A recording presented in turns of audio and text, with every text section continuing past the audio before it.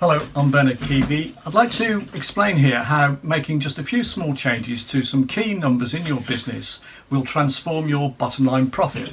So it all starts with knowing your numbers, and obviously a lot of people don't know the numbers, so that's the starting point.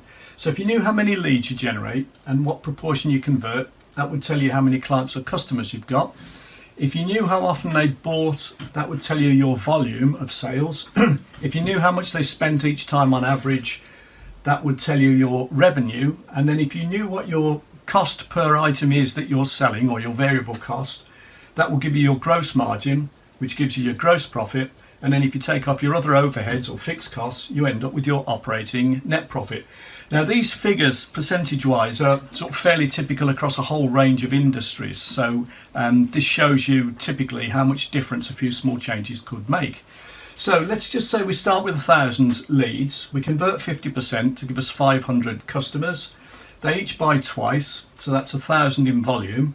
They spend $100 or pounds each time, so our revenue is 100,000. Our variable cost of everything we sell is 70, so we're selling it for 100, but it costs us 70. So therefore our gross margin is 30 over 100, which is 30%. So therefore our gross profit is 30% of our revenue, which is 30,000. Our other overheads are 15,000. That's things like wages, salaries, rent, rates, etc. And therefore our operating bottom line profit, 15,000. Now, if all we did was make a 10% increase in leads and how many we convert, that would give us 556 customers. If we got people to buy slightly more frequently, that would give us a volume of 1222, and if we got them to spend slightly more on average, that would give us revenue of 134,000 instead of 100. Because we're working on making small improvements, we're going to reduce our variable costs by 10%. There's various strategies you can use to try and do that. So that gets that down to 63, which means our gross margin is now the difference between 63 and 110, which comes to 47 divided by the sales price 110, which comes to 43%. So our gross profit is now 43% of our revenue, which is 57,000. So our gross profit with those small changes is up 91%. Fixed costs, we're going to make some reductions there as well, 10%. Might not be able to achieve that, but let's assume we can, or get somewhere towards it. Our bottom line profit goes from 15,000 to 43, which means it's trebled virtually. It's up by 193%. So then you think, well, how could we do this? Well, we could increase our number of leads by having different types of offers. A lot of people have what are called incentive offers, which are aimed at now buyers. Buy one, get one free, that sort of thing. But the vast majority of prospects are either never buyers or future buyers. And if you market to the future buyers, what you need is what's called an informational offer or a lead magnet.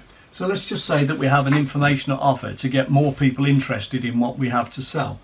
We also need to be aware that most buyers go on what's called a buyer's journey. They need several positive points of contact and information given to them before they're ready to buy.